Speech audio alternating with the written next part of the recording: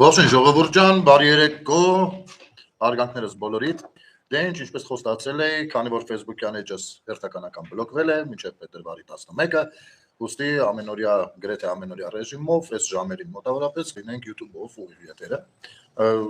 Ասեմ, որ ովքեր նոր են միանում առհասարակ, ասեմ, որ մենք այստեղ փորձում ենք տրամաբանական քաղաքացիական ձևով վերլուծել այս կամ այն հայտարարությունները եւ դրանց տանք մեր պատկերացումներով այդ ամեն ինչը փորձում ենք մեկնաբանել։ Եվ եթե ինչ-որ բան գուցե դուրս չգա պետական այրերին, ընդդիմության իշխանությանը, ուրեմն իրենք ունեն մտածելու բան, դա նշանակում է, որ գուցե այնքան էլ լավ չեն լուսաբանել հանրությանը։ Այնպես որ մենք ձեզ տալիս ենք հնարավորություն ըմբռնելու, թե իրականում ինչպես եք մենք ընկալում ձեր գործողությունները եւ վերանայելու դրանք։ Ես կխնդրեմ բաժանորդագրվեք եւ քանի որ լայն տարածում շատ հնարավոր չի լինում ունենալ եւ Facebook-ը մյուս կողմից անջատված է լինում, ուստի պիտի խնդրեմ ձեզ, որ այն կոնտենտը, այն օրվա եթերը, որը որ ձեզ դուր կգա, անպայման կիսել տարածվել, թող մեր մյուս հայրենակիցները նույնպես տեսնել եւ հնարավորինս փորձեն խուսափել մանիպուլատիվ բաներից, նյութերից, իսկ Հայաստանի Հանրապետությունում ցավոք սրտի այո մեծ թափ է հավաքում հիբրիդային պատերազմը, մեծ թափ է հավաքում մեդիա տերորը, ուստի կարծում եմ, որ մեր եթերի անհրաժեշտությունը կա։ Իհարկե կլինեն օրեր մի փոքր пассив կստացվի, կլինեն օրեր առավել ակտիվ, բայց այնուամենայնիվ դրանք պետք է մշտապես լինեն։ Եվ շնորհակալություն բոլորիդ։ Ուրեմն ես չեմ ցանկանում նույն թեմայով անընդհատ ձանձրացնել ձեզ, բայց ձեր ուշադրությունը պիտի հրամցնեմ հետեւյալին, քանի որպեսզի մեր եթերները ինչ որ մեր խոսույթը մեր կապարանոց չհնչեն, մենք 2 օր է անդրադառնում ենք Սալավյովի հիմնականում Սալավյովի հայտարարություններին ու 2 օր պարտադրում ենք, կարծես ստիպում ենք զորրով ընդդիմադիրների բերանից քաշում ենք խոսք, որը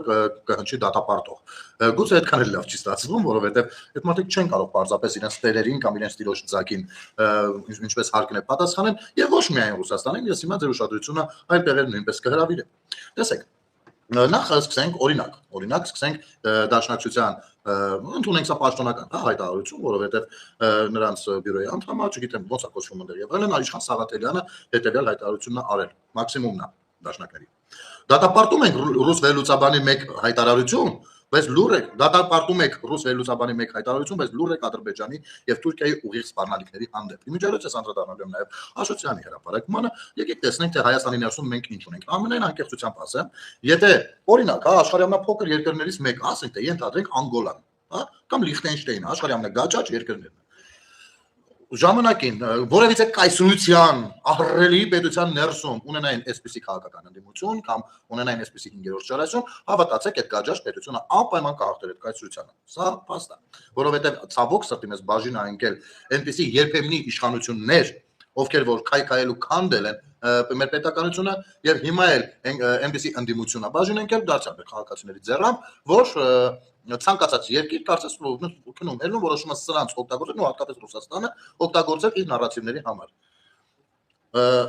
Հիմա Իշխան Սաղաթելյանին հուշեմ, գուցե նրանք իրենց բյուրոյով հանդերձ, իրենց կուսակցիչներով հանդերձ այնքան էլ լավ չեն ըմբռնում տարբերությունը Ռուսաստանի եւ Ադրբեջան-Թուրքիայի միջեւ, ինչ տարբերություն եմ ասում, ընդհանուր առմամբ հայերիս համար նրանք նույնն են, բայց գոնե քաղաքական իմաստով ժամանակակից աշխարհում կարող եմ ասել հետեւյալը. ի տարբերություն Ռուսաստանի, Թուրքիան եւ Ադրբեջանը Հայաստանի Հանրապետությունում չունեն ռազմաբազա։ Ի տարբերություն Թուրքիայի եւ Ադրբեջանի, Ռուսաստանը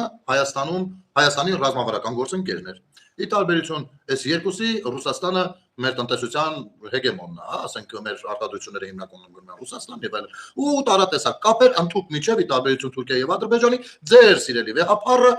նրանց հոգեվոր առաջնորդներին Գեղարդից մի մասում չի կտրել ու նվիրել, այն էլ թաքուն ձևով, չգիտենք ինչի դիմաց, չնայած այսօր ես ունեի հետաքրքիր հյուր մեր գրասենյակում, ով փաստերով ցուցադրում էր, թե մոտավորապես ինչի դիմաց դա կարող է եղած լինել, անսահմանափակ հողատարածքներ հեկտարներով եւ այլն եւ այսպես շարունակ։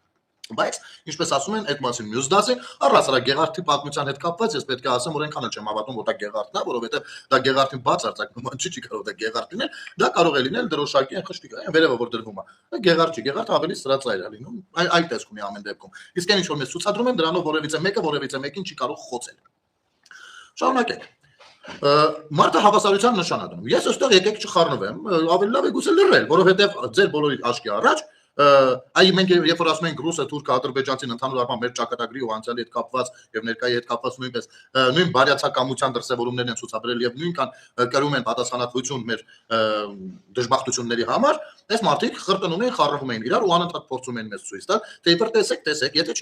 չլիներ ռուսը, թուրքը մեզ կուտեր եւ այլն եւ այսպես շարունակ։ Բայց հենց հիմա իրենք են դնում հավասարության նշան։ Ասում են, ինչի համար այն մի բառը տես քննադատում եք, այն երկուսը չէ։ Իշխան Սաղաթելյան, հուշեմ քեզ, որ Թուրքիան եւ Ադրբեջանը առայժմ չեն հանդիսանում մեզ բարեկամ երկրներ եւ չեմ կարծում երբևէ կհանդիսանան։ Գուցե լինեն գործընկեր, բայց բարեկամ հայ ժողովրդի համար նրանք ու ամենայն դեպս 100-ամյակներով չեն պատկերացնում, սա այսպես։ Եվ ունենալ այդ ուղղությամբ ուշադրության սպառնալիքի նույնքան չափաբաժին, ասենք ինչքան Ռուսաստանը դա սխալ կլիներ, բայց արյոտեց որ Ռուսաստանը վերջնականապես բացեց իր բոլոր խաղակարտերը, նա ցույց տվեց որ այո, եթե չի կարողանում թշնամիների հախից գալ, ուրեմն կարող է բարեկամների հախից գալ, չէ՞ որ իր երկրի ժողովրդին ինչ որ բանով պիտի կերակրի անպայման։ Իսկ դրա մասին շատ ենք ասել, որ եթե դե պատկերացրեք հիմա, եթե մենք լինեինք օրինակ Քոչարյանի երազած միութենականության շրջանակներում, ու անհրաժեշտություն լիներ, որ Թուրքիան, չգիտեմ ինչ հարցում աջակցի Ռուսաստանին ուկրաինական ճակատում, եւ Թուրքիան փոխարենը պահանջեր ասել դե արի ես Կովկասում ես հատվածը նույնպես տուր ինձ, ինչ էր անելու Ռուսաստանը, ասել էր ոչ եւ պաշտպանելու էր հայերին, բնականաբար ոչ, կայսրություններն ունեն իրենց շահերը։ Սա հաստ որ բոլորին հազար անգամ ցույց են տվել, բայց արի ուտես որ մարտիկ ով բան չան։ Հիմա Գանկ Աշոտյանի ելույթն ու հայտարարությունը Աշոտյանը ավելի հեռուն է գնացել, ասում է բառացի կարծում եմ նրա հրապարակումը։ Արմեն Աշոտյանը գրում է. Էրդողանի, Ալիևի, Ֆիդանի, Բայրամովի թքոցները անձրևի տակ սղացնող նիկոլական քարոզչամեքենան լցվել է Սալավյովի անհաջող ձևակերպումներով ռուսաֆոբիայի կրակը վարպայելու գործին։ Շարունակությունը հիմա կընթերցեմ, բայց այս պարբերությունը թերևս ամենահետաքրքիրն է։ Հանրապետական կուսակցությունը կարելի է ասել Աշոտյանի բերանով պաշտոնապես Սալավյովի կոչը ռազմական գործողության ինչի համար արտգործնախարարությունը բողոքի նոտ է եղել Հայաստանի Հանրապետության արտաքին գործերի նախարարությունը, նա այս ամեն ինչը ձևակերպումը որպես անհաջող ձևակերպում։ Սալավյովը անհաջող է ձևակերպել պարզապես իր մտքերը, ինչ ռազմական կոչ, ինչ եք խոսում։ Այսինքն, եթե օրինակ իրենք լինեին իշխանություն ու Սալավյովը նման բան ասել, իրենք դա անցալելու են որպես դե անհաջող ձևակերպում։ Այն ինչն եք դուք անհաջող ձևակերպում անցալել։ Կարող ենք իմանալ։ Իսկ Էրդողանի, Ալիևի, Ֆիդանի, Բայրամովի մասով երևի եւս մեկ անգամ չկրկնվեմ, հա, որովհետեւ օրինակ Էրդողանի եւ Ալիևի խոսույթի Նիկոլ Փաշինյանի գրասենյակից են հակադարձում եւ պատասխանում եւ բավականին լավ են պատասխանում, իսկ Ֆիդանի եւ Բայրամովի պարագայում արտգործնախարարությունը պատասխանում եւ լավ է պատասխանում։ Իսկ դուք ո՞նց եք կարծում, հակին ազերով ամեն թերթում ու ժուրնալում երկու բառ գրած մի հատ չկազմարած ժուրնալիստի պիտի դուրս գան մեր բաները, առաջին էշելոնի ներկայացուցիչները պատասխանեն, ոչ։ Սրանց պաշտոնականներն են այնպես են պատասխանում, որ լուծում։ Այլ հարց է, որ սաթիկ անժիկ նյուզային կայքերը եւ անժիկի ասած 45 ավելի քան 45 կայքերը եւ իհարկե հեռուստատեսային մեդիա ձեր ներուժը, տիրույթը բացարձակ այդ պատասխաններին չի անդրադառնում։ Բավական է, միա ճկլասի, չգիտեմ ինչ կայք Ադրբեջանում էլ չէ, Ադրբեջանի փողերով ու ձեր փողերով ֆինանսավորվող, չգիտեմ, Եվրոպայով, ես իմ չուլանից մի հատ գրա Ռոմանի դուք մի անգամից դա վերցնում, բերում դնում եք մեր տիրույթ, այ տեսեք ժողովուրդ փրկվեք երկիրը, քանդվեց երկիրը, ես իմ ինչ ալինում։ Առանց ասենք դուք ինչն եք ինչի հետ հիմա համեմատում։ Դրանց պատասխանում են։ Դուք տեղադրեք պաշտոնական, ես որպես Հայաստանի Հանրապետության քաղաքացի երբեք չեմ տեսել, իսկ այն ժամանակները շատ է եղել նմանատիպ խոսքությունից, ինչ որ հիմա Ալիևը օգտագործում, դա վաղուց է։ Ես երբևէ չեմ տեսել, որպեսզի մեր արտգործնախարարությունը կամ նախագահներից որևիցե մեկը այդպես կտրուկ հակադարձի չեմ տեսել նման բան։ Ու այո, ես ինձ միշտ նվաստացած զգացել եմ այդ առումով։ Նա չհասկացանք, ինչ ուզում խոսում են, լավ, սրանք չեն տեսնում, որովհետև հիշեցնեմ, այն որ դուք ձեր կայքերով ու հեռուստատեսներում կայքեր այդքան չկային այն ժամանակ։ Հեռուստատեսություններում դրա մասին չեք լուսաբանում, չէ՞ նշանակում թե դրանք չկային։ Ալիևը երբ որ խոսում էր Գյոլչայի մասին, այսպես ասած, հա, դուք բանը, երբ որ Սիսի տարածաշրջանի քարտեզն են ցույց տալիս ու ինքը հանկարծ տեսավ Սիսը ադրբեջանական չի գրված, Թանգանի տանորենին հեռացրեց։ Երբ որ կանգնում ասում են Մատենադարանի ամբողջ գրությունները հին ալբաներենա, դուք այդ ժամանակ լռում եք։ Լավ, գանք վերջին բաները, երբ որ Քոչարի ու Տոլմային փորձում անգամ սնունդները, սննդատեսակները սեփականացնել, դուք լռում եք։ Բացարձակ ոչ մի բանի մասին խոսակցություն չէ։ Սա էլ մի կողմ։ Եկեք մի հատ տարս նստենք, դուրս խոսանք, ձեր իշխանության տարիները դնենք մի կողմ, հիմա դուք նույնպես ունեք իշխանություն, որովհետև քաղաքական ընդդիմություն եք։ Դա նույնպես իշխանություն ունենալու որոշակի բան է, հա։ Տեսեք, ասարակաս Այսքան ժամանակ 5 տարի ամեն առավոտից իրիկուն Ալիևը այնտեղից խոսացել է, դուք վերցել այնտեղից մունատ եկել, դուք դուրս եկել այստեղից էլի մունատ եկել իշխանությունների վրա։ Հիմա հասարակ բան եմ ասում։ Ալիևին կոնկրետ դուք պաշտոնական ձեր բանով, կայքով, անգլերենով, ռուսերենով կամ ռուսերենով, հետո անգլերենով դե վերջում կարող եք նաև հարկածկտուր հայերենով, բայց դա թողնենք դեռ։ Քանի անգամ եք պատասխանել։ Քանի անգամ, որպես կուսակցություն, որպես իշխանության մի թեւ, ընդդիմություն եք։ Քանի անգամ եք պատասխանել Ալիևին։ Զերո երևի թե։ Ամեն դեպս ես չեմ նկատել, եթե նկատած մի անպայման, ըստ բրավոներ ասած կլինի։ Օրինակի համար ասեմ, որպես անկեղծությունը ձեզ բաց լինի, աչքովս ընկավ մի հերրավար եթերեր ըստ երևույթին են Հայկը Խալացյան, ով Մարիա Զախարովի հետ խոսնակը ոնց որ լինի Հայաստանում, Հայկը Խալացյան մտել էր երկխոսության մեջ, նա ռուս պոլիտոլոգ էր ինչ էր դրա հետ կամ լրագրող, չգիտեմ, առաջին անգամ է այդ մարդուն տեսնում։ Նա ինչքան էլ որ ռուսամետ ամենք շատ լավ գիտեք նրա ռուսամետությունը, ինքը դա չէր թաքցնում, ասում այ ես ռուսամետ եմ։ Նա հստակորեն կարողացավ շատ կոպիտ ձևով իմիջայլոց երկխոսության մեջ մտնել ու հարցադրումներ անել, որ ասես Հայկն է Խալացյան, ես ճիշտ եմ տեսնում։ Նայում եմ հա ինքն է։ Բրավո։ Բրավո։ Հասկանում եք։ Բայց դուք քանի անգամ եք պատասխանել պաշտոնապես Ալիևին։ Հրապարակ եք ձեր էջերում։ Քանի անգամ Էրդողանին։ Դուք չեք կարող դա անել։ Չեք կարող, երբեք չեք կարող անել, որովհետև այնպես ինչպես դուք եք նրանց հետ աշխատել, աշխարհում ոչ ոք չի աշխատել։ Ընդ որում աշխատել հալալ զուլալ ախպերների պես։ Հալալ զուլալ։ Այն որ դուրս եք եկել ստից բենզինի ակցիաներ եք փորձում էփեիկ թեմաները, որ բա ու դարձյալ կապնելով մեր ամենացավոտ տեղին օրինակ բերելով Եռաբլուրը ու մեր զոհերը, գիտեք ինչ, այդ նույն ձևով դուք գնում Լուկոյլի բենզինը բերում եք, ծախում եք, Լուկոյլի սեփականատերն էլ ադրբեջանցի է, Ռուսաստանում ապրող ադրբեջանցի, բայց այդ ծոմբատ ադրբեջանցի հենց, ով հետո է գնացել Ռուսաստանից չէ՞, Ռուսաստանում ծնվել։ Խափում եք ժողովրդին, ասում եք, այս եվրոպական բենզին, բայց բարձրում է որ էլի Լուկոյլը ու էլի նույն ադրբեջանցին է։ Հասկանում եք, ձեր գործը մշտապես խափելն է եղել, ստելը։ Սա տարական ստել։ Իմիջայլոց ժողովուրդ ջան, ես ուզում եմ բոլորի ուշադրությունը մի բանի վրա գրավել, սևեռել բոլոր ժամանակներում բոլոր բռնապետերը որպեսզի կարողանան պահել ժողովրդին իրենց կողքին, նո իրենց կողքին չէ, գոնե ձեռքի տակ ստեղծում են նրանց համար թշնամիներ։ Դե թշնամի, եթե հանկարծ իսկապես թշնամի էլ կա, вообще դա օգտագործում են, դա դառնում է իրենց համար տակ համով հավեսով տեղ քնելու համար։ Ուրեմն անընդհատ մեր մեջ այդ դե մենք ունենք ցենցնել բնականաբար Թուրքիայի եւ Ադրբեջանի հանդեպ թշնամական վերաբերմունք, նրանք էլ անընդհատ այ հանկարծ չկապնեք էսրան, այ հեսա թուրքը կտենակ ուրախանա։ Այ եթե էսի սենցանի բա Ադրբեջանը կհարցակվի։ Այ դուք միշտ վապայել եք վախի մտնոլորտում։ Դրա համար է 20 տարուց ավել եղել իշխանություն։ Երբ դուրս եք եկել, միտիկ ասեք դուք ուզում եք որ Ադրբեջանը բանանի մեր վրա հարցակ, բա հաղթանակած բան տպել եք, էլի ուժեղ դեմքեր եք։ Բա ինչի եք թույլ տալիս այդ խոսակցությունը։ Հենց մի Պարսկաստանում դա է տեղի ունենում։ Տեսնում են էլ չեն կարող դուրս են եկել ասում այ ժողովուրդը Իսրայելի եւ Ամերիկայի բաներն են, նրանց խաղերն են, այ տեսեք այնտեղից թե ում խաղերն են հարցը դա չի, բայց իրացի ժողովուրդը ռեալ հարցա չէ, ասում եմ մի րոպե, չեմ կարող ապրեմ, չեմ կարող հաց ուտեմ, չեմ կարողանում սնվել, կործանել եք տնտեսությունը, կործանել եք դիվանագիտական ոչ մի հարաբերություն ոչ մեկի չունեք, սա հստակ հարցադրումներ են։ Եվ ի տարբերություն ձեր նման բան բռնապետերի, ժողովրդավար իշխանությունը ինչով է տարբերում, ժողովրդավար իշխանությունը փորձում է ընդհակառակ ոչ թե դարձնի այդ ճշտամությունը սեփական ժողովրդի գլխի մահակ, այլ փորձում է հարթի այդ հարաբերությունները եւ դուրս բերի բոլորին այդ կոլապսից։ Այսօրվա դրությամբ այսօրվա իշխանությունները ընդհանուր միջև ասում են որ պատերազմ չկա եւ ընդհանուր միջև ճշտամության մինիմալիզացման, ճշտամական զգացողությունների մինիմալիզացման են, չէ՞ գնում։ Մտնում են առևտրի մեջ, փորձում են երկխոսություններ կարգավորել եւ այլն, որովհետեւ չունեն այդ խնդիրը։ Հասկանում եք։ Եվ այս տիպի անալիզներ, երբ որ անես հասկանում ես, թե ժողովրդավարությունը որնակում կարելի է հետագայում ձայն տալու, կարելի է չտալ։ Կլինեն իշխանության ներսում նույնպես հանցագործներ, ամենատարբեր նպատակներով այնտեղ սողոսկացներ բնականաբար կլինեն։ Ինչքան մարդ, այդքան մոտեցում, այդքան բնավորություն եւ այլն եւ այլն։ Բայց նման դեպքում աշխատում են նաեւ պետության մյուս մեխանիզմները, օրինակ հակակոռուպցիոն կոմիտե, օրինակ ԱԱԾ, օրինակ մյուս եւ այլն։ Ու այնպես չի որ այս իշխանության ներկայացուցիչների վրա, մի քանիսի վրա քրեական գործեր չկան, ասեմ ավելին, նախարարների այդքան շուշ փոփոխությունը հենց կակրած պետության համար է, ոչ թե հարմար հողակալության, ահա կարա չհարմարվի։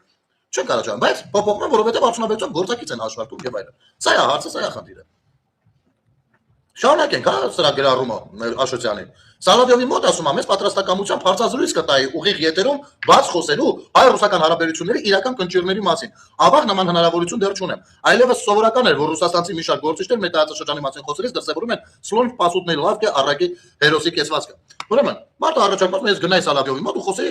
բան, այդ ռուսաֆոբիան որ գեներացված է հայ-ռուսական իրական խնդիրներից, ու իրական խնդիրը իր տեսանկյունից է նա որ Հայաստանում դա ռուսաֆոբիա։ Ուրեմն, սա հերթական միֆն է, որ այս սրանով հենց Աշոտյանը հրավիրում է Ռուսաստանին Հայաստան։ Հրավիրում է, ասեմ որ ռուսաֆոբիա։ Առհասարակ Պուտինը հենց դրա համար էլ հարձակվեց Ուկրաինայի վրա, անունը դրեց, թե բան այնտեղ նացիստներ կան։ Այսինքն ռուս ժողովրդին այնտեղ Լուգանսկում, Դոնեցկում ճնշում են ախպերջան։ Ես էլ գնում եմ նրանց ազատագրելու։ Ես սկսեցի պատերազմը։ Իհարկե անունը ինչ ասես դրեց, ոնց ասես ձևակերպեց, ձևափոխեց եւ այլն։ Եվ այլն մի խոսքով KGB-շնիկը, որի որ տարին չի կարողանում KGB-շնիկի նախնի։ Բայց Հայաստանի Հանրապետությունում ինչ ռուսաֆոբիա։ Այո, Հայաստանի Հանրապետության քաղաքացիների զգալի մեծամասնությունը դժգոհ է Ռուսաստանի իշխանությունների գործունեությունից։ Ռուսաստանի իշխանությունների դա նորմալ չի, բա նորմալ չի, չպետք է դժգոհ ենք, եթե դժգոհելու բան կա։ Եվ այո, շատ էլ ասում են Ռուսաստանի պետք է հարաբերությունները խզվեն։ Հարաբերությունները պաշտոնական հարաբերությունների մասին են։ Ինչ որ մարկա է տարական բանը չի հասկանում, Աշոտյան։ Ես ունեմ քեզ ուրիշ առաջարկ։ Արի այսպես անենք, որպեսզի չվերածվի հերավար բանավիճը, որովհետեւ ես քո զալենջ ունեմ որական մտնեմ մեջ կորպորեն հերթական ապուշությունները ջրերս անում։ Արի այսպես պայմանավորենք։ Static News-ի Static-ին Սերյանյանը ժուրնալիստների միության ղեկավարն է։ Իր ասում ես, իր մոտ շաբաթը 3 անգամ հյուր ես։ ասա սաթիկ, սես մի հատ բան կա։ Արի ռուսներին ապացուցենք, որ Հայաստանում ռուսաֆոբիա կա։ Այն գնելներ, ընդեղից ես ինչեր օրական խոսում, նրան էլ դու պատերազմ էիր հայտարարել։ Արի այսպես անենք։ Վերցնում ենք մի հատ լրագրող գնել առաջարկություն արել։ Դա մղկացան ենք հրապարակային ձևով ցույց տանք, որ մենք ճիշտ ենք։ Իսկ ես անում եմ հետեւյալ առաջարկը։ Սաթիկ նյուզը, Սաթիկը Սեյրանյան տրամադրում է մի հատ ցանկացած լրագրողի, մի հատ էլ օպերատոր իր կողմից։ Ես էլ կգամ, ես էլ իմ օպերատորով կգամ։ Դուրս ենք գալիս կենտրոն, որովհետև ռուսները մեծամասամբ կենտրոնում են ապրում, օտենում ենք ես ռուսներին ու հաց ենք տալիս, տարական հաց։ Դուք այստեղ ձեր հանդեպ որևիցե խտրական վերաբերմունք տեսնում եք թե ոչ։ Բացասական իմաստով տեսնում եք թե ոչ։ Որովհետև եթե լինի խտրական վերաբերմունք, մենակ դրական իմաստով է լինելու։ Հասկանում եք։ Գնում ենք այդ հացը տալսենք 100 ռուսի ենք մոտենում։ Սաթիկը որ կողմ քայլի կամ իր ժուրնալիստը ես հետևից քայլում եմ, ինքը թող ընտրի որ ռուսներին այդ հացը տալիս։ Միասին քայլում ենք հաց ենք տալիս։ Այդ որում կարանք խոստանանք, որ ախպեր ջան, սա եթե չգնա, սա այլ բանի համար է։ Մի խոսքով, մի բան կձևակերպենք, որ մարդիկ ավելի ազատ լինեն։ Չգիտեմ, մասկատանք հագնեն, բան անեն, վաճե դեմքերը չերևան։ Տեսնենք այդ ռուսները Հայաստանում ապրող ռուսները, ռելոկանտները, մյուսը խտրական վերաբերմունք զգում են իրաց հանդեպ, թե ոչ։ Ինչ եք նստած, այս արդեն 2-3 տարի է, չէ՞ ինչ 2-3։ Քանի տա, ավելի է 5 տարի է գրեթե, դուք անընդհատ ասում եք, փորձում եք Ռուսաստանին համոզել, որ Հայաստանի Հանրապետությունում կա ռուսաֆոբիա։ Գիտեք ինչ, 3 վայրկյան է ապացուցելը, որ Ռուսաստանի Դաշնությունում կա արմենաֆոբիա։ Բայց որ Հայաստանում լինի ռուսաֆոբիա, ես համապատ չեմ կարող պատկերացնել։ Անկամ ասում եմ 100-ից, 100 հարցվածներից, եթե մի հոգի ասի, հա, ես խոստանում եմ հանձնել, ասում եմ ապա չէ, ես էլ եմ այո, կյանքում Հաշոտյանի անուն չեմ տա մարդը ինձ կրել է։ 100 ռուսի հարցնում եք։ Համաձայն եք։ Սա առաջարկ, չեք ուզում ընդունել դուք ձեր գործը։ Դուք շատ կառուցողական առաջարկներ չեք ընդունել։ Ես վստահ եմ, որ ես հերթականներ չեք ընդունել։ Կարևորը ձեր համար պետությանը վնաս տալն է, պետության վրա տղա բերելն է, մարդ բերելն է, ձեր պետությունը ինչքան ծանր վիճակում, այնքան դուք ունեք շանս ու հնարավորություն առաջ գնալու։ Ծայրադավարի ինչ որ ղեկավարիկներ ընտրվելու։ Գնալու ես Սալավյովին ինչ ասես։ Սալավյովը որ դուրս գա մեկի դեմը, ցանկացած հայի դեմը որ դուրս գա, հայը պիտի մի բան վերցնի տակ գլխին իր արած արտահայտության համար։ Դուք հասկանում եք, ոնց որ դուք այդքան լավ չեք ընկալել, ինչ է նշանակում ռազմական գործողություն։ Չնայած որտեղից ընկալեք։ Կեսը հիվանդոտ եք բանակ չեք գնացել, կեսը վունդերկինդ եք բանակ չեք գնացել, կեսը Հայաստանի Հանրապետության քաղաքացի չեք բանակ չեք գնացել, դուք ինչ չգիտեք ռազմական գործողությունն ինչ է։ Մենակ կինոներով կամ մեր պատմություններից լսելով եք պատկերացնում թե դա ինչ է։ Եվ հեչ բան չէ, երբ որ հանրապետական կուսակցությունից էր կարծեմ չեմ հիշում որ մեկն էր, այն առաջ անկախության օրը 21 թվականի սեպտեմբերի 21-ին, երբ որ մեկ շուկով նշվեց դրոն լուսային դրոններով, ապուշը դուրս էր եկել, ասել բայց դրոն ունենք, ռազմաճակատում չեք օգտագործում։ Լուսային դրոնը հարվածային դրոնից չէր տարբերում։ Այս եք դուք։ Դուք հասկանում եք ինչ ռազմական գործողությամբ սպառնում է մի հատ գերտերություն մեզ։ Ու դուք նստած ասում եք այ ռուսաֆոբիա կա, սա ձեր պատասխանն է, արա։ Ես ասում եմ ապացուցել, որ Ռուսաստանում կա արմենաֆոբիայի դրսևորումներ, 3 վայրկյան է, 3 վայրկյան։ Անգամ այստեղ հարց տանք, հենց մեզ լայվով որ գնում է բանը, մեկնաբանությունները, ովքեր Ռուսաստանից են կարան ապացուցեն, որ տես բան կա։ Ռուսաստանում այդ սափրա գլուխներից սկսած, ովքեր ճիշտ է, մի բան նահանջել են, բայց հիմա էլի ակտիվ անում են։ Վերջացած ռուսական դպրոցներում հայերի հանդեպ վերաբերում, ինչի՞ չէ, տուն վարձելուց։ Մի հատ էլ գնացեք Ռուսաստան, փորձեք տուն վարձեք։ Այս հայերից ինձ հաստատ կասեմ, կհաստատեն իմ ասածը։ Թե տուն վարձելը հայերի համար, հայերի չէ, առասարակ կովկասիների համար ինչ դժվար է։ Հայտարարության մեջ ուղիղ գրում է, որ կովկասիներին չեն տալի վարձով տուն։ Դա մենակ սլավոնական արտաքինով մարդը։ Սա ուղիղ ֆոբիաների մասին է։ Դու եկել ես տեղ Հայաստանում ռուսաֆոբիա ես ներկայացնում ռուսներին, արա։ Էլ ինչ փորձանք կարած փորձես բերես Հայաստանի գլխին։ Այդ չստացված մի ասել է։ Գնամ ասում եմ, ես կզրուցեմ հետը եւ իրական խոշնդոտների հետ ինչ գնում ես լսելու ա որ աճոտ տալու ես գնում ես ասես թե վայ գիտեք հա իսկապես մենք մի քիչ նսկերտով բաներ մենք դուք էլ ունեք որոշակի խնդիրներ պետք է ավելի բացնենք բայց ոչինչ եկեք այդ հաշիվ չառնենք այնտեղ Նիկոլն է մի բան կանենք կհեռացնենք չգիտեմ այս ա լինելու ձեր խոսակցությունը եթե դուք հանդիպեք Սալավյովին իմիջայլոց հասնեք առաջ չեք հավատա չեք պատկերացնի բայց բանը չանելա պատասխանել ախպեր այնքան ասեցինք մինչև մարդը չդիմացավ ու այն իր մուսկոյ սլովը սկազալ Ինչ ասել Վանեցյանը ով ուզում է լինի եթե Հայաստանի ինքնիշխանության կամ անվտանգության հետ կապված ինչ-որ բան է ասում այդ մարդու լեզուն պետք է կտրել ու որևէ կապ չունի թե որ երկրի կողմից դա կլինի դա իմ դիրքորոշումն է Արտուր Վանեցյան արի կլինի մեր վրա մունած մի արի ապեր ու խոսքը ընդհանրական մի ձևակերպի իբր դեն սղացնում ես քեզ ուղիղ հարց են տվել ուղիղ բան են ասել ուղիղ ասա Սալավյով կագես գերե թե դες բան կարական Սալավյով, Դիմիր Սալավյովին, Սալավյովն է ասել։ Ինչ է ընդհանրական, ով ուզում է լինի, այդ ով ուզում է լինին, միջև Սալավյովի ասելն եք ասել, միշտ էլ ասել ենք։ Միշտ էլ ասել ենք, յանի ինչ։ Հետո չեք միշտ էլ ասել եք, բայց այ մարդկանց եք նկատի ունեցել։ Հետո գնացել եք Ռուսաստան եւ լիզել եք ռուսների ճտկա կոշիկները ռուսական վերնախավի։ Այդպես չի։ Ով ուզում է լինի, ով ուզում է լինի ով չի ապել։ Կոնկրետ Սալավյովն է։ Ես ծնում։ Գիժեք դուք, կայ պապատեք, ում աչքերին եք տոզ փչում։ Չես կարող ուղիղ ասես։ Այն էլ դու որ ուղիղ ես եղել մոտը։ Ըստ երևույթին ես վստահ եմ, որ իրար հեռախոսի համարներ էլ կունենաք դուք։ Որպեսզի երբ որ անհրաժեշտություն առաջանա էլի յուր գնալու, չերեզներով չերնես վրան, պրյամո զանգես գնաս։ Էսի դարավ են Նարեկ Կարապետյանից բանը, էլի պատասխան։ Այսինքն եթե դուք իսկապես լինեիք իշխանություն, սա լինելու էր ձեր մաքսիմումը արա։ Ու մյուս կողմից էլ արտահայտում եք, դե դուք գնացեք նրանց պատասխանեք։ Նրանց պատասխանում են դու հանգիստ երի, քո վրա հույս դնող չկա, քո հույսով նա շուշի թողել էինք։ Տեսանք ինչ, քո հույսով ԱԱՑ կառույց էինք թողել։ Տեսանք ինչ արեցիր։ Ինչքան գործեր անհետացավ։ Հետո մի օր արթնացար, շատ բան դեմքով անում, գիտեք, ԱԱՑ-ի բանից փաստաթղթեր են անհետացել։ Ու ինչ որ ես գործած գոլոկորով գնաց։ Չհասկացանք, ԱԱՑ-ի հետ համակարգիչը պրախադոյ դվորա, ի՞նչ է նշանակում համակարգ։ Ասեք, բանը փաստաթղթեր են անհետացել։ Փորձում ենք վերականգնել բան։ Գիժեք դուք կարա։ Եթե ԱԱՑ-ից անհետանու, դուք հասկանում եք որ կարող է պետություն անհետանալ։ Ազգային անվտանգության ծառայությունից փաստաթղթեր են անհետացել միամիտ։ Չիմացան ոնց եղավ այ մարդ։ Այդ ով եկավ դες ջնջես գնաց։ Մեկ էլ պիտի հավատային որ քո Սասուն Խաչատրյանի հեռախոսային ձայնագրությունն է լրիվ պատահաբար։ Այ մարդ չի հասկանում ով եկել է իմ ու Սասուն Խաչատրյանի հեռախոսը եւ խոսում են լսել հրապարակել է։ ԱԱՑ տնօրենի եւ ցնդելու բան։ Ու դուք դες ջոկերեք դες ասել եք ժամանակա վրան ասել ես մոռացել ենք ու դες կարացել եք խափեք մեզ հա դες թոզը փչեք աշխիրից ասեք գժվել եք դուք այս ամենը չէ փաստը սա հիշում ենք սա մեկը ես թույլ չեմ տա որևիցե մեկը մոռանա ժամանակ ամեն ինչ էլ անընդհատ հիշեցնելու մենք չեմ անել մարդը հա կարող է մոռանան մարդիկ բայց թույլ ես թույլ չեմ տա դες 26-ին ընտրությունները արխային այնքան բան հիշացնեմ այնքան բան սկսած Բաղրամյանի պալատկեքից վերջացրած Էլ չասեմ, որովհետև այնտեղ վերջը չի երևում։ Պատասխանին նա նոթ է գալի, ով ուզում է լինի, բան։ Հա, ով ուզում է լինի, ես ասում։ Արի դե թափը ցույց տուր։ Օրինակ, ասես ով ուզում է լինի, չէ՞։ Ահա։ Հիմա ես քեզ ով ուզում է լինի ինձ ցույց տամ։ Մի վարքան, sense որ կարողանամ ընթերցել։ Օրինակ Հրանտ Բագրատյանը, ես հասկանում եմ որ դու իմ մտքերով ուրիշ տեղ ես գնացել Վանեցյան, բայց օրինակ Հրանտ Բագրատյանը, գիտես ինչ է ասում։ Ասում Սալադովի ասացում կա օբյեկտիվ ճշմարտություն, որ դուք կամ մեր հետ եք, կամ ընդհանրապես չպիտի լինեք։ Այս մարդը ասում նորմալ է։ Նորմալ է, այսինքն ինչ որտեղ կարելի ասել է կոչին միանում էլ է։ Դու իր գործունեությունը որ նայեն կտեսնենք որ միացած է անջատ չի, հարցեր չի, բայց ասում նորմալ է։ Այսինքն ինքը նորմալ համարում է սպառնալիքը, այս մարդը Հայաստանի Հանրապետությունում Վանեցյան ջան։ Են դու Հրանտ Բագրատյանը։ Դավայ, գնա ու ցույց տուր դե միակ, ոմենակ ասելով չի, դու գործնական քայլեր ցույց տուր։ Իհարկե հիմա մարդը Բագրատյանը դա չի քննարկվում, բայց քանի որ սա ասենա ով ուզում է լինի, ես օրինակ եմ բերում Բագրատյանին։ Ով է, չէ, ինչ չի։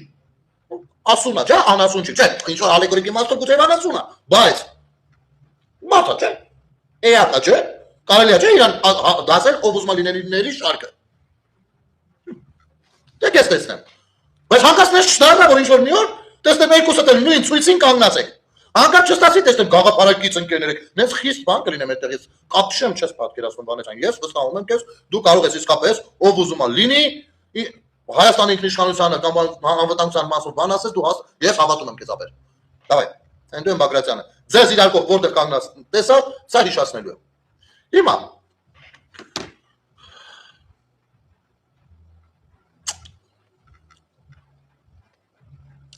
Ուրեմն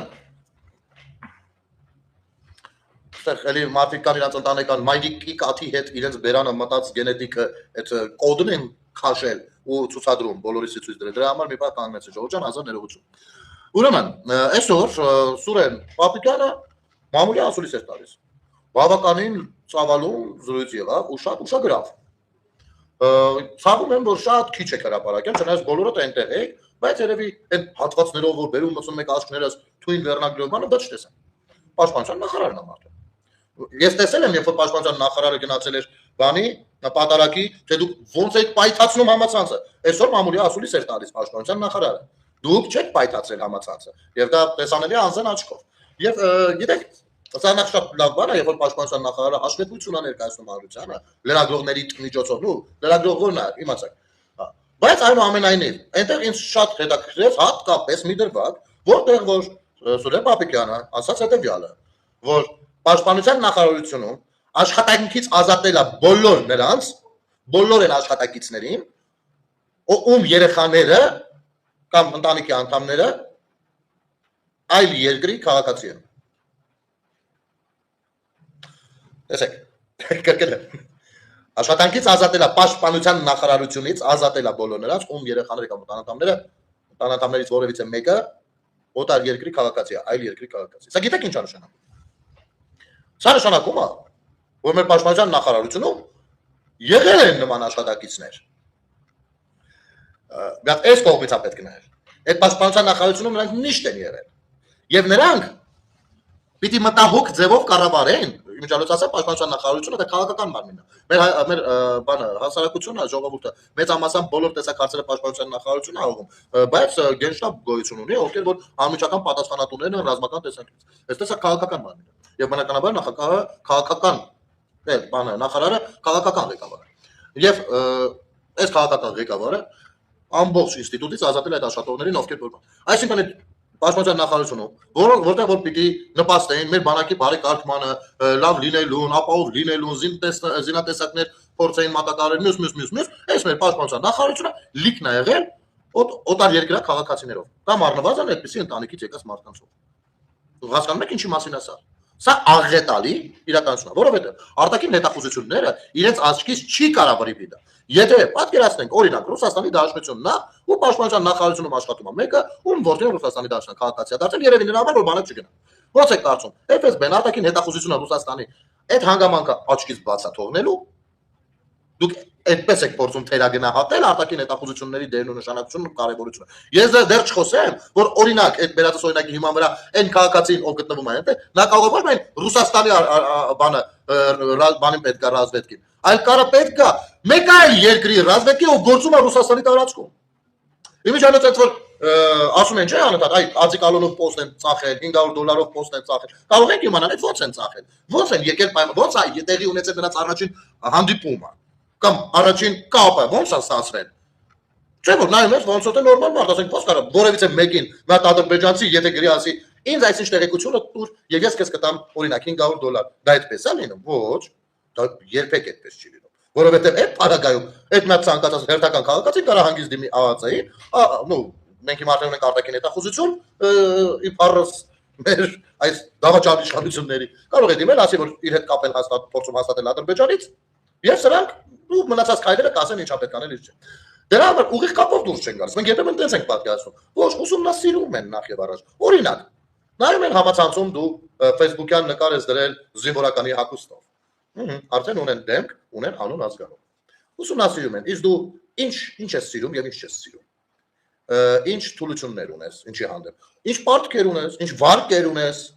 ինչ դժվար ընտանեկան ինչպեսի կարգավիճակ ունես։ Սա տևական աշխատանք է դառնում։ Տևական աշխատանք։ Ընդդուք միջև այն պահը, երբ որ վստահ են, որ եթե անեն մի առաջարկություն, դու այն իրավիճակում, որ եթե անեն առաջարկություն, դու չես կարող մերժել։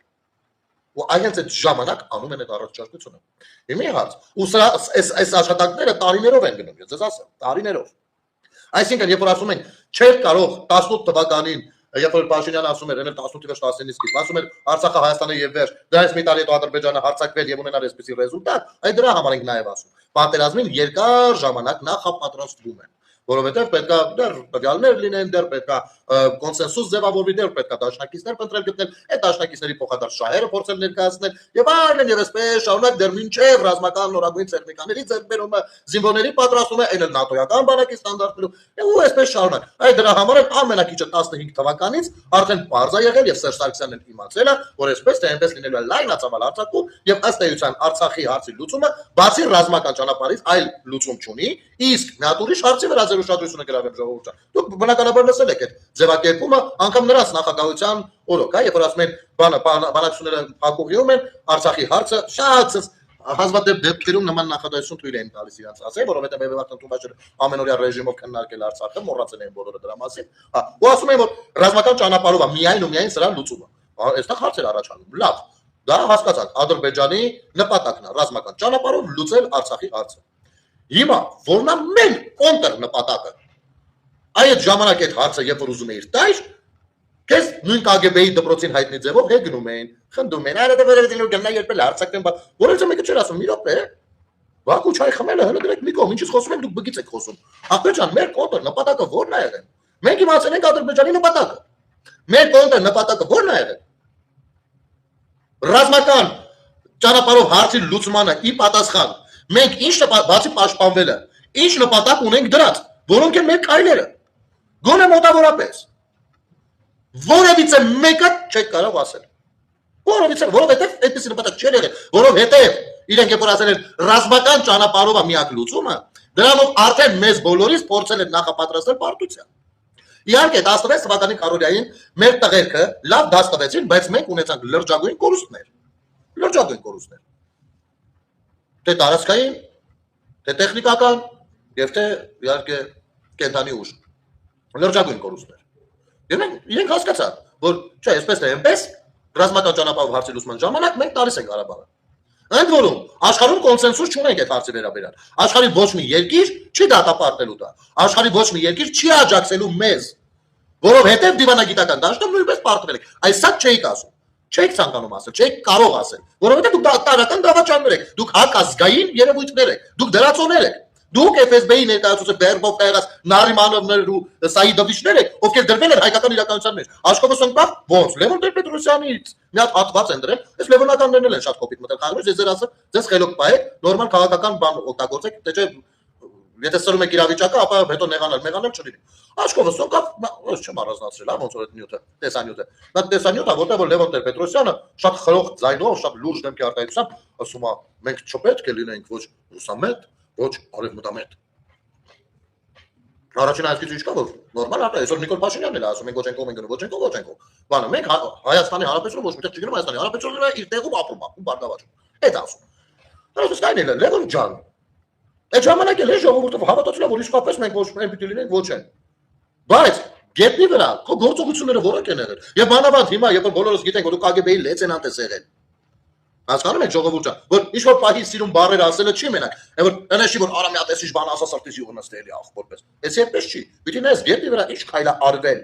Ինչ քայլ։ Եվ բնավ բանի ժանրից չի տխրելու տրտմելու ժանրից չի, երբ որ ես ասում եմ, որ մենք ավելի քան 30-ամյա անկախություն ունեցող ժողովուրդ ենք, բայց մենք անկախության մասին մի հատ անկախության գաղափարախոսության մասին գոնե մի հատիկ բանաստեղծություն չունենք։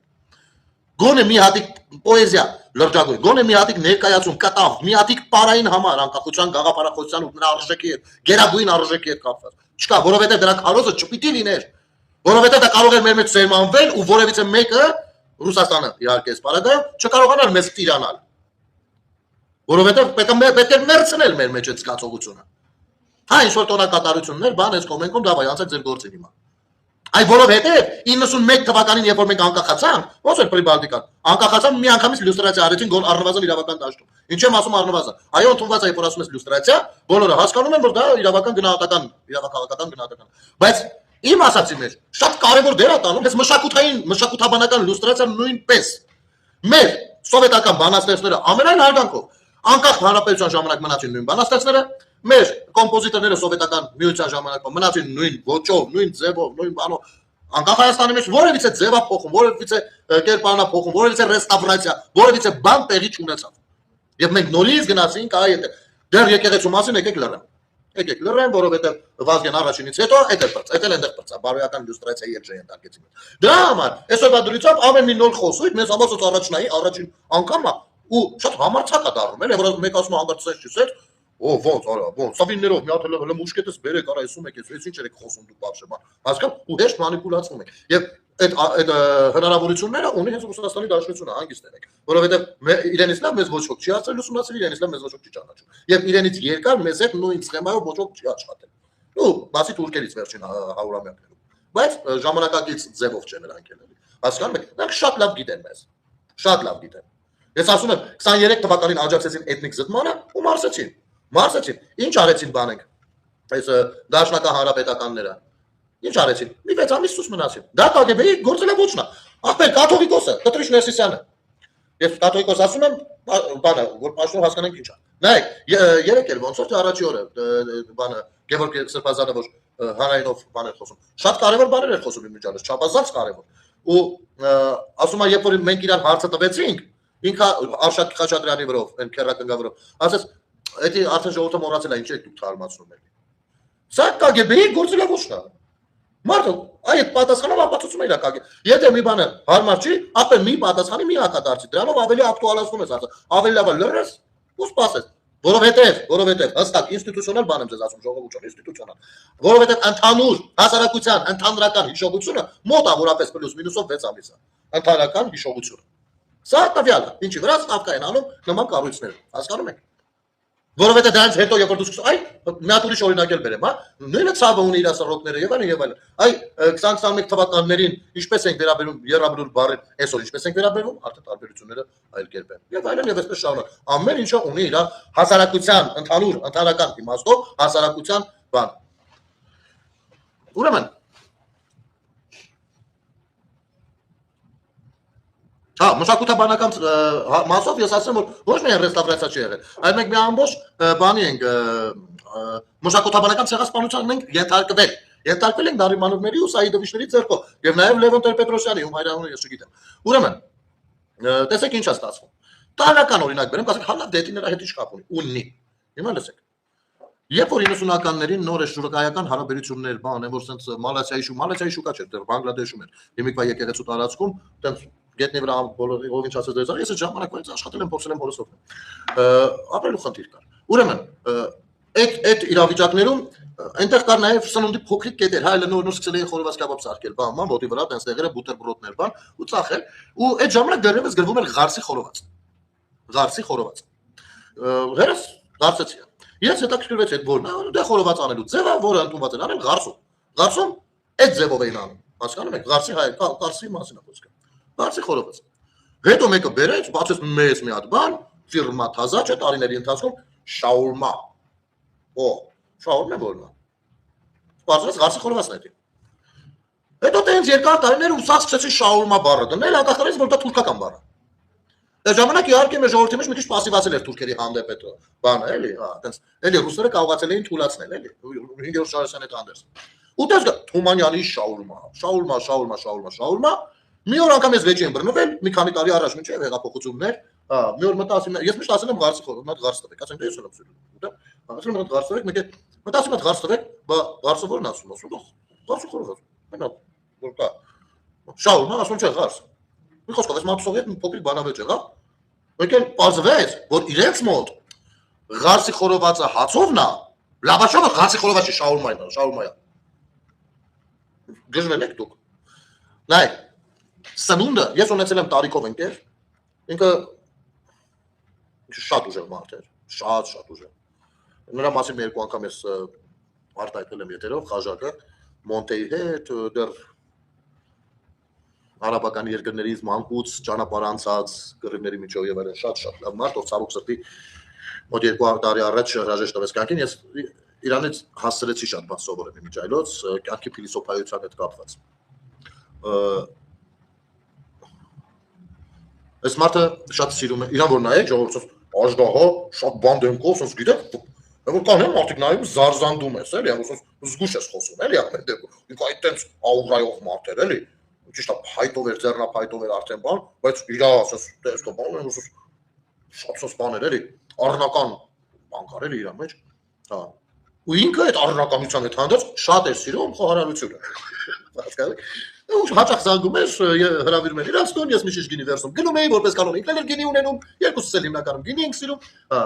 Ինչ որ մի բան պատրաստած լինում ու երբեք չեմ տեսել որ մսով բան պատրաստած լինի, ես էլ մսակեր բան։ Մի օր ասի, խաչը չան ասի, դու միս չես ուտում բաբշե, ասած ուտում եմ, գնա ջան, ուղղակի շատ քիչ, ես կարծում եմ, որ հարգված հյուրերին պետքա մսային ուտես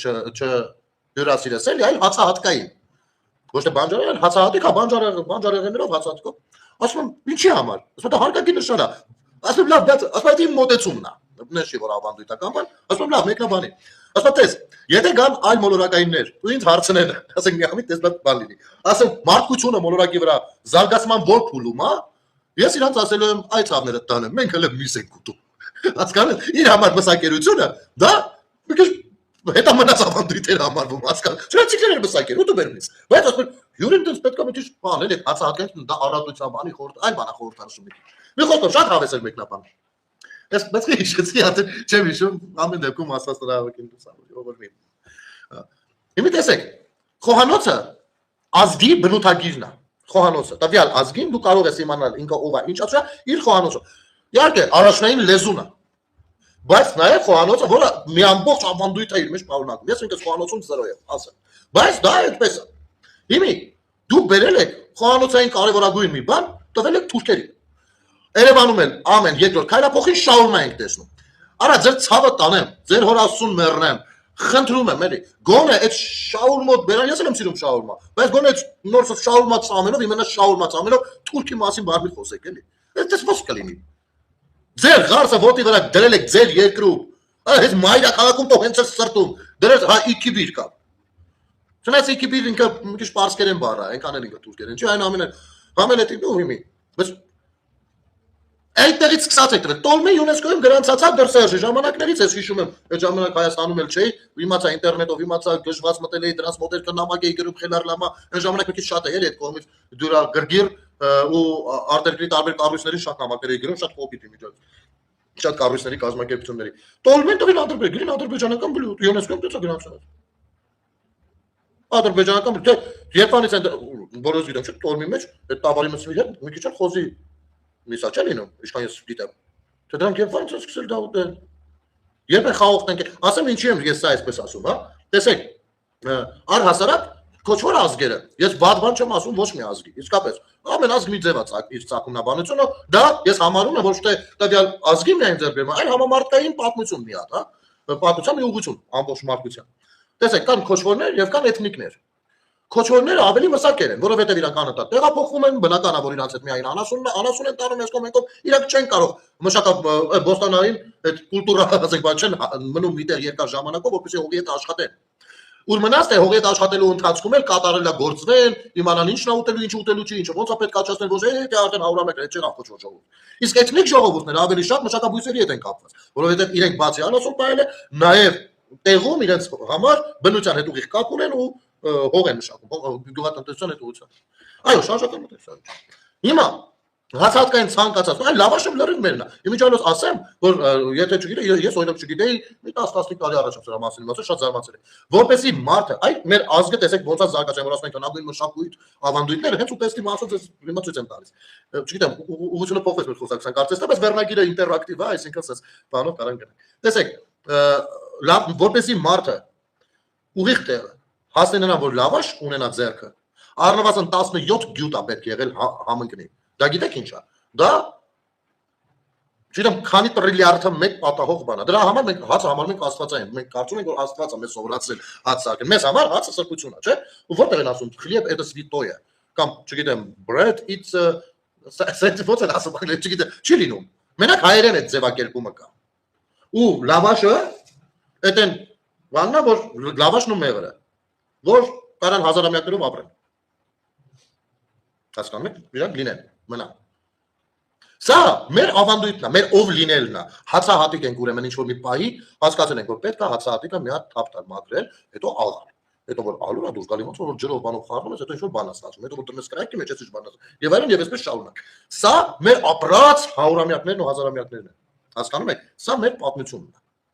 Այս իմաստով եմ ես ասում, որ բանը խոհանոց։ Ու այդ խոհանոցից մենք թույլ ենք տվել մեզնից տանեն։ Հիմա այսօր կանգնել ենք, որտեղ նայում ես հայկական խոհանոց։ Ասես մտենք տնենք հայկականը ինչ կա, որը սա խորոված։ Ասես ախպեր խորովածը վարշետը։ Ինքը մի քիչ հազար կներ ժոժո, ես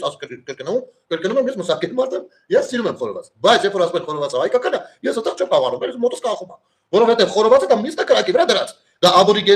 աբորիգենների ժամանակներից եկած բան է։ Համովա, լավ, ինչեր հիմի մնացել է խոհանոցում, բայց սա աշխարհում էդի կա։ Սա աշխարհում։ Մենք էլ դրան խորոված ենք ասում, դեռ շամպուրի վրա ենք անում, սեվավի ապիրը մի քիչ ուրիշ ձև ասում, օրինակ։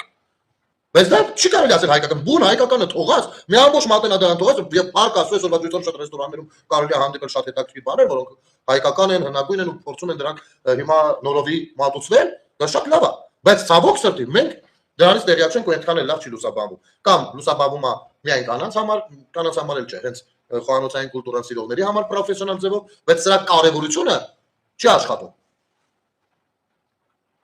Նասա ջան, աղանդավորներից ինչ խոսամ ախպեր։ Աղանդավորները, լավ, հեսա մի երկու բառով իմ կարծիքը ասեմ։ Իսկ մենք սաղ տվել ենք։ Սա ամեն ինչ կարա ենք տայինք ուրիշներին տվել ենք։ Այսօրվա դրությամբ նստել ենք, ասում ենք աշխարհ մենք հին ազգ ենք, դուք գիտեք մենք հələ քանի որ եւ այլն եւ աշխարհը տես չի աշխատում։ Դա քո պատմությունն է։ Okay։ Արձանագրված է, շատ լավ։ Որևիցե մեկը դնում է, օրինակ, Արշակ երկրորդի գոյությունը հարցականի տակ։ Չէ, բայց ինչ բերել իմաստունությունը։ Սա է այսօրվա աշխարհը։ Մենք կարող ենք հիանալ, զմայլվել մեր պատմությամբ, իմանալ, պատկերացնել, հասկանալ, մեր տեսակը պահպանելու համար։ Բայց դա չենք կարող աշխարհին թելադրել, թե այ տեսեք, քանի որ մենք հին ենք, ուրեմն բոլորդ պիտի կսեք, մենք էլ ձեր վրով թռնենք։ Այդպես չի։ Դա այդպես չի։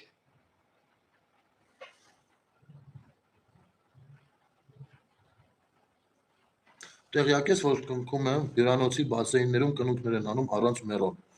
Նոսա ջան, դες կոնկրետ դեպքից տեղյակ չէ, կոնկրետ դեպքից տեղյակ չէ, բայց չեմ զարմանում։ Չեմ զարմանում։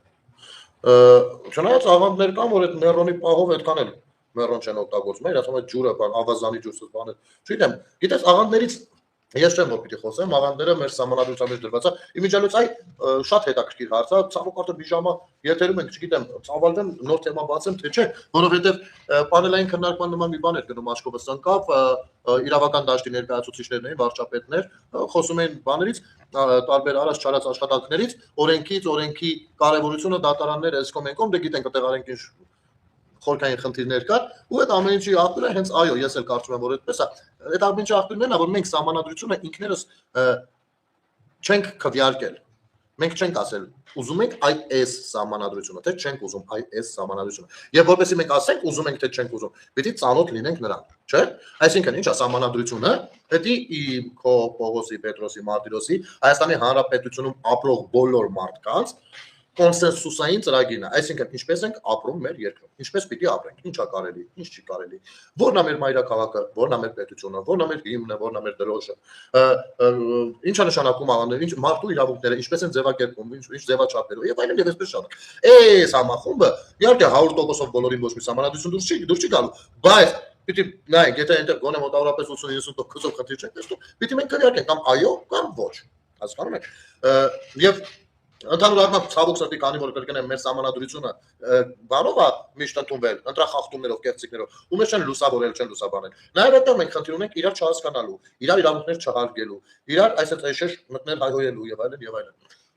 երբ որ դու բանից խոսում մի լուրջ բանից խոսում մեկը մտնում է իր ընտանիքի բանը այսինքն ինքը կարծում է որ դու այդ բանը չպիտի խոսաս որովհետեւ դու իր կարծիքով սխալ ես ճիշտ է խոսում ես հեսա նագլադնի կոնկրետ օրինակը կբերեմ հիմա այդ նույն սահմանի խորքից եկան ասա ջան այդ նույն սահմանադրության մեջ Սահմանադրությունը բան է, կետերը անփոփոխ են։ Սահմանադրական ցանկացած մի հատիկ կետ կամ ձևակերպում փոխելու համար հանրակրվի է պետք։ Դրա համար նախաձեռնվել էր 19 թվականին հանրակրվել։ Սահմանադրության փոփոխման, այնտեղ առաջարկում էր մի քանի կետ կար, առաջարկում էր դրանք փոփոխել։ Բայց հիմա մենք տեսնում ենք, որ այդ մի քանի կետով չի լինում։ Մենք նախագահականից դարձել ենք բան երկիր, պարլամենտական երկիր, բայց մեր սահմանադրության մոդելը չի փոխել, ինքը շարունակում է խանգարել։ Ու կառավարման գործերում նույնպես շատ է խանգարում։ Այնտեղ կա ձևակերպում հստակ։ Ես համանadrագետ չեմ, ես ասում եմ որպես քաղաքացու պատկերացում, որ Հայաստանի Հանրապետությունը աշխարհիկ երկիր է, այս իրավական երկիր է, կրոնական երկիր չի։ Եվ Հայաստանի Հանրապետությունում գործում է կրոնական ազատությունների մասին օրենք։ Կրոնական ազատությունները, այսինքն Հայաստանի Հանրապետությունում ցանկացածը կրոնական իր նախասիրության համաձայն։ Կարա մեկը լինի Եհովայի վկա, կարա մեկը լինի առասարակ իսլամիստ, մեկը բուդդայիստ, մյուսը բողոքական, հիսունական Մյուսը առաքելակ ազատություն է տրված, բայց այդ նույն սահմանադրության մեջ կրոնական կազմակերպությունների ազատություն, մյուս կողմից որպեսզի հանկարծ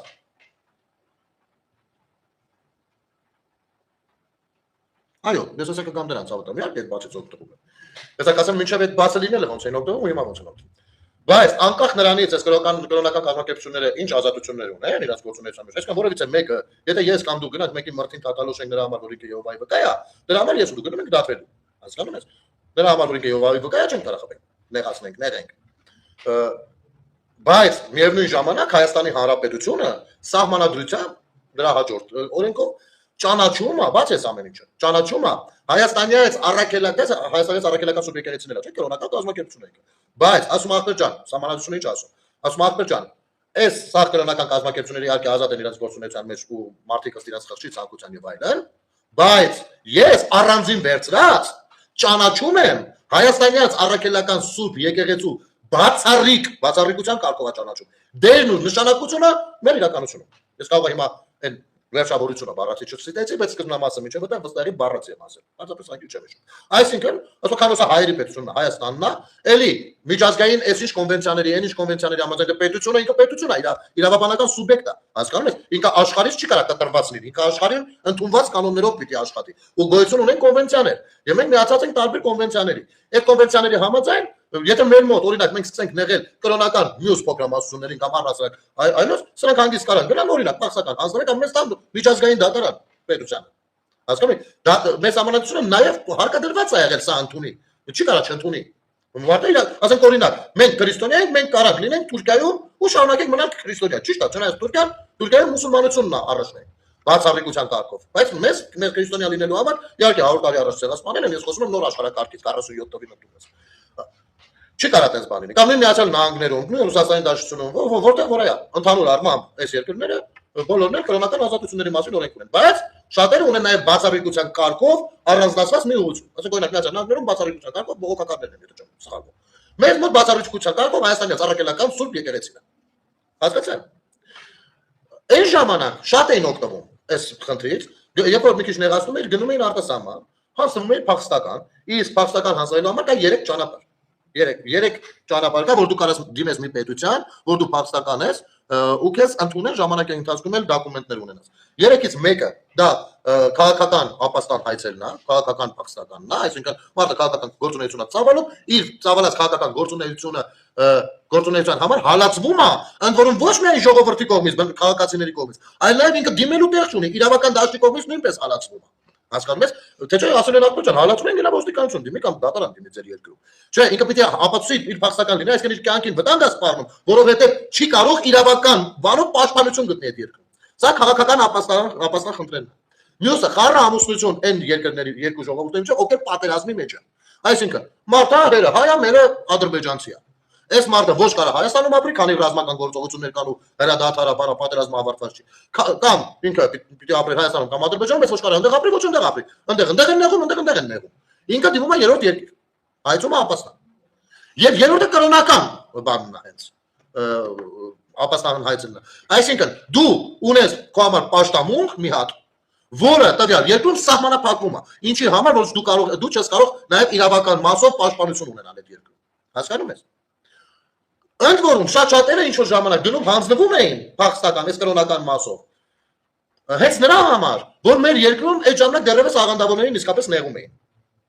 Եվ մեր իրավական դաշտն հենց այդպես ամրացած չէր, բան չէ, թեկուզ կոռումպացված, բայց այդպես էլ ամրացված չէ։ Ու այդպես մարդիկ գնում էին հեշտությամբ Հայաստանի տեղներ ճանաչող չկար, այդ Կարմիր խաչ կազմակերպությունը, մյուսը, այդքան էլ հարցումներ չէին անում իմանային Հայաստանում ինչ բարգեր են, հասկանում ես, ընդունում են։ Բայց այս ամբողջի համախմբում ձևավորվում էր Հայաստանի Հանրապետության դեմքը։ Ամեն մեկ իր կյանքը լավացնելու համար գնում հեքիաթներ էր պատմում, դառնում էր փաստական դոկումենտներ էր, բայց Հայաստանի դեմքը ինչպիսին էր դառնում, այստեղ արդեն ունենք խնդիր։ Հասկանում եք։ Եվ այո, Եվրոպայում ապրող մեր հայության մեծ ամասությունը, ովքեր որ Հայաստանի Հանրապետությունից ստիպված դուրս եկան, Ռուսաստանն էլ իրաց համար գնալու տեղ չէր, որովհետև ցանկանում են որ իրաց երեխաները ապագա ունենան, այո, շատերը գտնվում են Եվրոպայում, շատերի ինտերվյուները այսպես ասած մի քիչ հեքիաթանման է, բայց քանի պետությունը եթե չի կարողանում ապատել, այդ կառույցը չի կարողանում ապացուցել հակառակը, ուրեմն տալիս է։ Քեզ չի կարող քեզ չվստահի, ունի հիմք քեզ չվստահի ու տալիս է հաստատում։ Սա է, հասկանում եք։ Մենք այս ամեն ինչը պիտի ըմբռնենք, աշխարհը այդպես է աշխատում։ Հիմա այ մեր եկեղեցին, եթե մեր եկեղեցին, ոչ պիտի ոչ թե պիտի պայքարի աղանդների դեմ, այլ պիտի պայքարի, որպեսզի մեր հոգիները կապվի իր հետ։ Որովհետև որ դեպքում են աղանդները շատանում, որ երկրներում, մեր մոտ երբ մտան աղանդները 90-ականներին, ինչի համար, որովհետև պատերազմական վիճակ էր, ծայրահեղ սոցիալական ծանր վիճակ էր, առհասարակ աղանդները ծաղկում են այն երկրներում, որտեղ գոյություն ունի սոցիալական խնդիր, լրջագույն խնդիրներ, եւ հեչ իզուր չի, որ կան երկրներ, որտեղ պաշտոնապես մի հազարատ բան է, կրոնա գրանցած, որովհետև ասենք օրինակ Հնդկաստանում, ասենք որովհետև կենցաղային ծանրագույն, որովհետև մարդը երբ որ հայտնվում է հոգեպես դեպրեսիվ վիճակում, մարդը այնպեսինն է, որ ինքը փնտրելու է իր համար Աստված։ Պիտի ուզում է ունենա մեկին, թեկուզ իր հոգու ներսում, թեկուզ երկնքում, էմպաթի հետևը, բան, մեկին, ում կարելի է հավատալ։ Նա կորցրել է իր հավատը, բայց այդ ունակությունը չի կորցրել հավատալու։ Հավատը որևիցե բանի հանդեպ կորցրել է, բայց ունակությունը մնացել է։ Ինքը պիտի ու այստեղ հայտնվում են աղանդավորները լայն ժպիտով եւ դեպրեսիվ մարդու մոտ մեկ երբ ժպտալով կանգնում հանգիստ հարցատարից դուք հավատում։ Սա Գիպնոզ ասում է, եւ 10-ից 2-3-ի դեպքում ցույց աշխատել։ Վերջ, իրանք արդեն հիմնեցին այդ իրաց կառույցը։ Այս process-ի մեջ դրա համար բարոյական հոգևոր սնունդի մատակարարման հարցում Հայաստանի առաքելական ցույց եկեղեցու դերն ու նշանակությունը կարևորագույն է, որը ցավոք պրավալա տրվել, խնդիրը այդտեղն է։ Եվ պրավալա տրվել, որովհետև մարդիկ փոխանակ զբաղվելու քաղաքացիների, հայ ժողովրդի բարոյահոգեբանական դասիրակությամբ եւ հոգևոր դասեր տալով զբաղված են եղել գրպաններ լցնելով սեփականաշնորհումներ, անելով քաղաքական process-ների, առավելով մյուսով, որը մենք ասում ենք անընդունելի է, որովհետև դա ստացվում է արդեն ազգային անվտանգային խնդիր։ Դա վերածվում է ազգային անվտանգային խնդրի։ Եվ ոչ միայն դա, ազգային անվտանգային խնդիրներ Կտրիշ Ներսիսյանը հարյուրավոր է բերել, դա դրանցից մեկն է։ Այստեղ է նաև այդ հարցը։ Եվ եթե ես, օրինակ, ինձ ձեռ առնում մեկը մեկնաբանություն, ասում եմ լավա Նիկոլը գնաց եկեղեցի սաղդ եկեղեցու տեղի իմացանք, ասում եմ հա, լավա գնաց եկեղեցի սաղդ իմացանք, չէ, եկեղեցու տեղի գիտենք, ճապեն էլ գիտենք, կառույցն էլ գիտենք, խաչակնքվելն էլ գիտենք, բայց ախպեր եկեղեցին ինչ է, չգիտենք ինչը, որտեղից պիտի իմանայի։ Եթե քո սատարած Կտրիչ Ներսիսյանը կամ քո սիրելի բեհապար կոչվածը այդտեղ ծուլացել է եւ բերել դպրոցում մտցնել բան եւս մեկ դաս իբր քրիստոնեության բան առարկա դրանով չես բերում եկեղեցի եթե նույն մարդը տեսնում է թե դու դասից հետո ոնց ես գնում լևի արա ոնց ես դու անում լեկտիություն ոնց ես գնում պլան ծխելու արա պլան ծխելը լավ բան է թե վատ բան չգիտեմ ես գնահատական չեմ տալիս այդտեղ ես ինքս չեմ օգտագործում չեմ էլ օգտագործել չեմ սիրում ուրեմն ընկերներ պլան օգտագործում են, այդ բան չի, դրա համար չեմ ասում, բայց դու հոգևորականն ես, այստեղ ինձ ասում ես, էսի կարելի, էսի չի կարելի, բայց դու չի կարելին անում ես, կարելին չես անում, այստեղ էլ մոտ հարց առաջանում, դու էսի չես, որտեղ ես ինձ կծում։ Հասկանում, այսպես բան է դառնում։ Այո, Ռոզանան շատ ճիշտ ձևակերպեց, մարդիկ փնտրում են Աստծուն եւ չգտնելով առաքելական եկեղեցում, փնտրում են այլ տեղերում, վերջ։ Ինչ է, ինչու դա կա մեր հայերի մեջ։ Չգիտեմ, մի քիչ երևի բաստողեցի ստեղ մեկնաբանություններից։ Այսպես է։ Դարելի ավելի խորանա։ Չէ՞ որ այդ ամենը մեր աչքի առաջ է։ Պարզապես մեզ դառնից հասնում է տեսնել դա, իսկապես հավատալ, որ տեսնում ենք դա։ Որովհետև մենք երբեմն տեսնում ենք կարևոր բաներ ու ամեն կերպ փորձում ենք չտեսնելու տալ։ Մեր աչքի առաջ դրած է, փորձում ենք չտեսնելու տալ ու մեզ համոզել որ չէ, դա մենք չտեսանք։ Տենց չի։ Տենց չի աշխատում։ Բայց միայն եկեղեցի գնալով քրիստոնյա չեն դառնում, կարդացեք Աստվածաշունչը եւ ոչ մեկ չի կարող ձեզ սկսել ինչպես ասացիք գնել։ Այո, համաձայն եմ, որ ոչ ոք, նո, այնպես չի որ եթե դու գնում ես հաճախակի եկեղեցի, ուրեմն վերջ դու քրիստոնյա դարձար բրծած չէ։ Ես հասկանում եմ ինչ ես ասում։ Բայց ասես կարդացեք Աստվածաշունչը ինքներդ, ոչ, դա այդպես չի աշխատելու, երբեք չի աշխատելու։ Այստեղ համաձայն չեմ անդեն։ Ասեմ ոնց, եթի։ Արի չշտապեք։ Տես։ Ցեղասպանությունից հետո ես այլ օրինակ եմ բերում, կպրոյեկտենք այս թեմայի վրա։ Ցեղասպանությունից հետո 100,000-ավոր որբեր Արևելյան Հայաստանում, այսինքն Հայաստանի այսօրվա հանրապետությունը։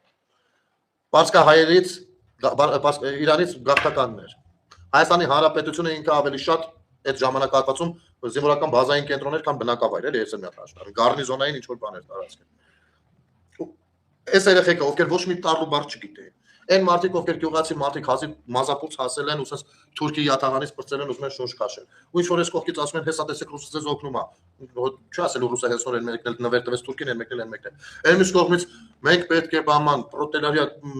այս ամեն ինչի մեջ ու հանկարծ հա ու այդ մարդիկ այնքան էլ տարաճանաչ չեն, այնքան էլ աշխարհաճանաչ չեն, եթե անգամ տարաճանաչ են, հա։ Ու այս մարդկանց ասում են, ժողովրդին պետք է կրթել։ Լենին պապիկն ասում։ Ու կրթելու փոխարեն կրտում է։ Այսինքն, եթե ես ոչ մի բան չգիտեմ, ասենք, օրինակ, հա, եթե ես այս բաժակից գլուխ չեմ, ամեն չգիտեմ ես ինչ է։ Ու դու ինձ ասես, որ սա բան է, վենտիլյատոր է։ Ես չեմ կարող ասեմ, չէ, վենտիլյատոր չի։ Ես չգիտեմ ինչ է, ասում եմ ես ինչ է, դա վենտիլյատոր է։ Լավ, վենտիլյատոր։ Ես անկալեցի վենտիլյատոր։ Ուսես, ու ես սկսում եմ ապրել այդ մտքով, որ սա վենտիլյատոր է։ Վերջ, սա հավատալից իմ մեջ։ Հասկանում եք։ Հիմա այդ նույն ձևով մեր ժողովրդի մեջ մտցրել են հենց ամենասկզբից։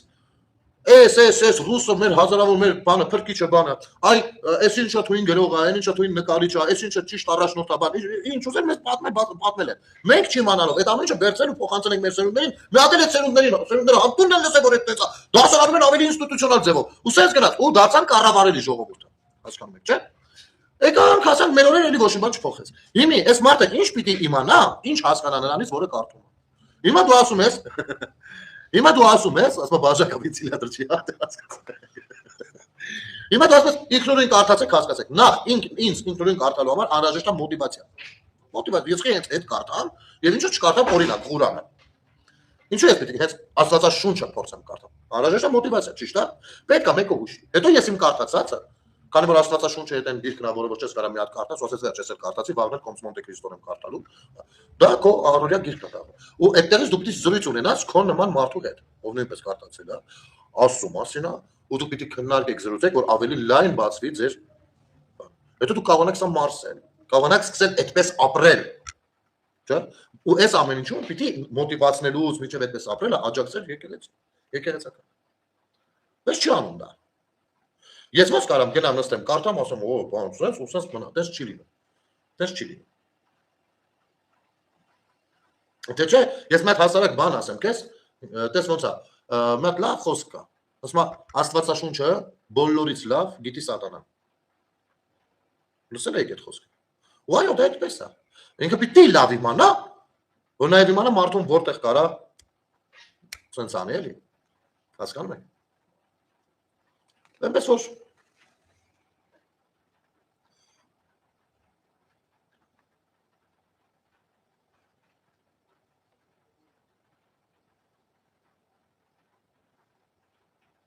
Չէ,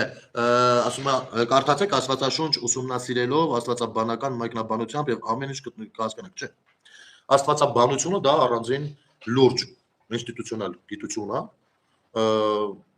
որը ամեն մեկս, ասենք, եթե ամեն մեկս կարանք դառնանք ֆիզիկոս, այդքանով կարանք ամեն մեկս դառնանք աստվածաբան։ Իհարկե, հիմա կարող եք ասել բացեք ձեր հոգու աչքերը եւ դուք կտեսնեք Աստված ձեզ կօգնի, որ դուք տեսնեք եւ այս ամեն ինչը հասկանալի է։ Բայց